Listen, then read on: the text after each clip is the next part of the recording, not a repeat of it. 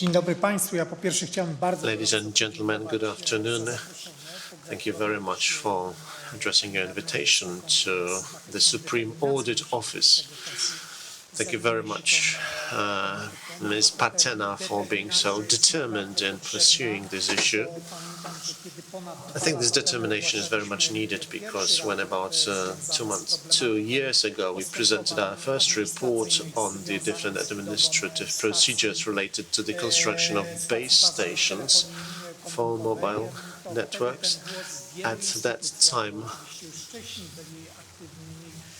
in many different institutions, more or less active. I know that socially active, like Madame Patena, were very much present, but the voice of the Supreme Audit Office as an institutional voice, I think, was the only clear voice showing how the current process related to the construction or development, actually, of the existing base stations, I will discuss this in a moment, how different institutions were not able to control those changes for lack of proper regulations or organizational and financial constraints made it impossible for them to do that.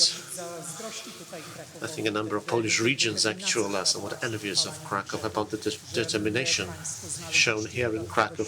You found also some additional funds from the city budget to be able to purchase some equipment and do local measurements here in Krakow. Well done. Hopefully at the central level with new legislation there will also be financing of such equipment in other regions. So hopefully the regions themselves will have a chance to use some of their funds. Hopefully they will be so active and determined as you here in Krakow. Well done. Since the report, when it was issued about 2 months ago, I will remind you very briefly what it was about. Unfortunately, and this is going to be the second, perhaps somewhat sad part of my presentation, you will see that 2 years ago when we issued the report, unfortunately, most of the very important conclusions are still very much topical and not much has been changed. I will say also briefly what has been changed actually, but unfortunately not enough has been changed so that perhaps you will not have to organize this conference in a year or 2 years' time, trying to see what the situation is and what has been done to improve the safety of citizens related to the development of wireless systems. So our Supreme Audit Office, the highest audit institution in Poland, conducted an audit in 2015, checking the different forms of administrative procedures related to the construction of base stations for mobile telephony. The most important findings led to the following conclusion. The regulations at that time were not clear in the number of different base stations actually functioned with a proper impact assessment on the neighboring real estate houses, and there was no proper guarantee for impact assessment, impact on health and life of local residents, even in the case of stations which actually were operating outside the envisaged range. Here we have a number of main objectives of the audit. We focused on the system of issuing permits, seeing what the system of notifications on construction activities for base stations, and the way in which the different administrations were observing the procedures and regulations related to environment protection when constructing and later using base stations, and the proper location of base stations according to the local master plans. Audits then were conducted, very important perhaps from your perspective, in 3 selected large Polish cities, because we simply concluded that the problem was the greatest there. As you can see in this slide, one of the 3 cities was Krakow. The audit was conducted between 2009 and 2014. Those years were covered. Let me add that I publicly declared at that time that because of the scope and scale of irregularities, we would be back and analyze the situation again. And at least here He actually was responsible for the audit at that time, but now, very important piece of information for you. Today, actually, he's involved in yet another audit for our audit plan 2017. The focus is on the action of public administration on the protection against electromagnetic radiation resulting from mobile telephony infrastructure. Today, we cannot give you the conclusions from this audit. It's too early. The audit is in progress, but as I have been told, it is already now that we can say that it's going to be a very serious report with very important observations, as important as the one we published 2 years ago. Unfortunately, I have to say that no satisfaction, of course, which suggests also to you the initial, I think, conclusions that are to be made. This check covers the years 2015, 2018. It's going to be continued next year. We hope that the data will be topical. We're going to complement it with additional information. And again, it's going to cover Kraków and such cities as Lublin, Katowice, Poznań, and Szczecin. Now coming back to the audit from 2 years ago and the audit findings. At that time, we focused on administrative procedure on the location, construction, and later expansion of mobile telephony networks, and the way in which environment protection standards were actually fulfilled related to electromagnetic radiation. I mentioned the 3 Polish cities covered with this audit. And now, again, I stressed 2 years ago, what were the most important problems and irregularities that were detected in the action of the administration responsible for construction? First of all, some rules and regulations that were not clear enough led to the fact that there were no studies conducted for the impact of sources of radiation on buildings in the neighborhood. In some cases, we had actually the power of the antenna increased by 800%. Or sometimes the numbers were greater than actually notified. Impact assessments were done only for new base stations. Unclear regulations here actually led to a situation in which there was no basis for further verification whether the increased power of antenna, whether it has any impact on the neighboring area, also on the future construction in a given area. Here you can see some basic information about what we have concluded. The units controlled or audited did not implement properly the supervision, administrative supervision, related to the construction law and environment protection in the creation and functioning of base stations for cellular networks. Why do I stress so much the situation related to actually increasing the power of the antenna? It, of course, well, on the one hand, it broadens the scope of impact. It has an impact on the increase of radiation and, of course, the use of the space around those stations. It has an impact, of course, especially may have an impact on the health of people who live in the neighborhood near those base stations. The administration responsible for architecture and construction did not study the impact of such infrastructure on the neighboring estate.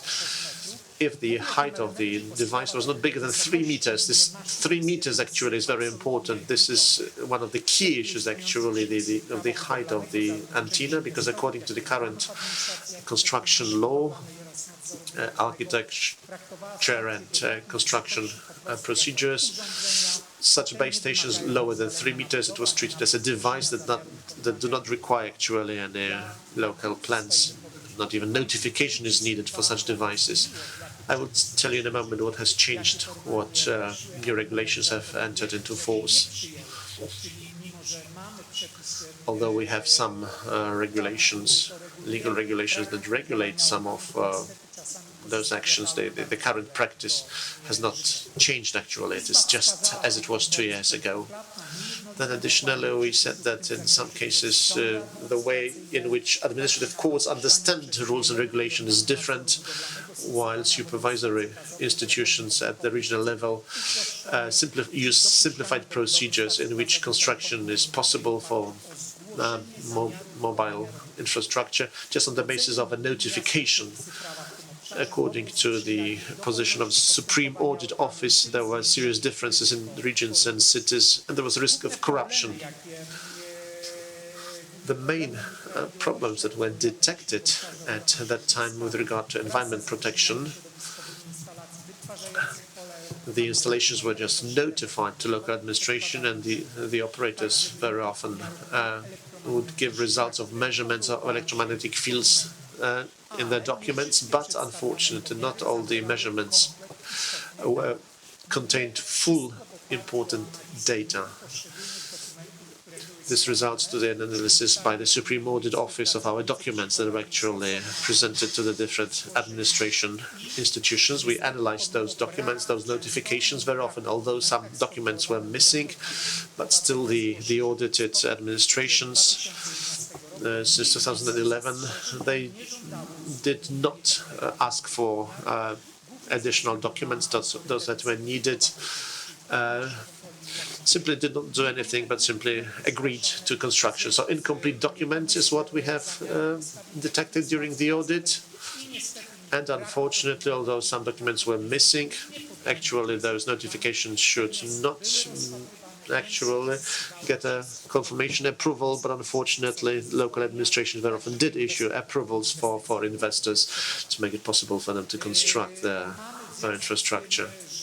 So we have a number of such cases, and as it is a very serious problem that has direct impact on local health, the Supreme Audit Office has decided to check whether the measurements by companies that have Polish accreditation, whether they do the measurements properly in accordance with local regulation near the base stations and places accessible to the general public, where the radiation is very close to limits. The Supreme Audit Office also concluded there are no clear-cut regulations for the presentation of results of measurements. There are only some documents, but unfortunately they're not adequate for assessing the current situation and assessing the possible exposure to radiation. Those institutions that were audited did not do proper impact assessment of base stations. This was the result of the simplifications introduced in 2007, simplification of the system of classification of base stations. Here in this slide, you've got the main findings from the audit that was conducted. So, in the year 2007, regulations were adopted which requested that the places available to population should be analyzed only along the main axis of the main antenna. So the analysis ignored the spatial distribution of the EMF emitted by that base station and the impact of the surrounding base stations of other operators. And on top of that, the analyses were conducted only at the stage of constructing the station based on the documents provided by the investor, but they were not repeated once the base station worked, even in cases when the operators increased the power of those base stations multiple times. So what situation were we dealing with? An operator would file documents and they would say, we will have an antenna of X meters and it will have such and such an emission power. During our audit, we found out that very many of those applications were incomplete, so they should not have been accepted by the authorities, but the authorities did accept them and did issue the decision. And even then, based on the incomplete application, the permit that was given, the investor would build the base station and would then increase the emission power of those masts, and nobody controlled it. That's why I paid attention to the presentation before mine, that because practice has convinced me that the institutions that are responsible for this must have tools to verify in practice how those musts work later. Because without such verification, we will never have the most important element, which is the knowledge of the real emission by these base stations.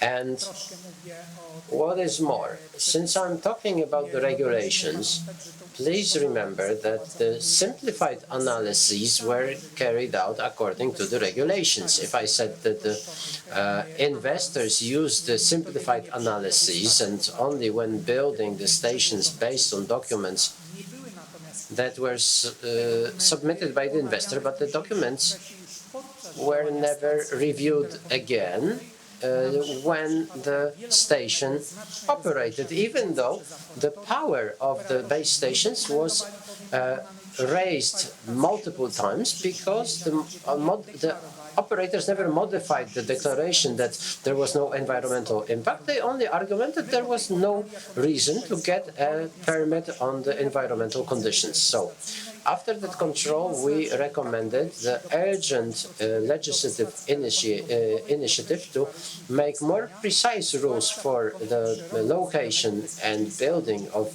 cellular base stations, particularly with regard to the health and safety of people and environment. So my colleagues started working with a team at the Ministry of Digitization that was dealing with this. So in the meantime, since 2015, in the year 2016, certain revisions were made so that the applications would be filed only after there was changes with regard to the measurement that controls had to be notified to the operator in advance 7 days before, and that the Minister of Environment was to implement a uniform template of a measurement protocol of the measurement of fields. And some of those regulations came into effect, but the construction law does not contain a clear regulation about the duties of the investors when they're building base stations, that measurements have to be made at the distance of 3 meters. This was never done, and this is what would be necessary to give residents the assurance that the base stations in cities are actually safe.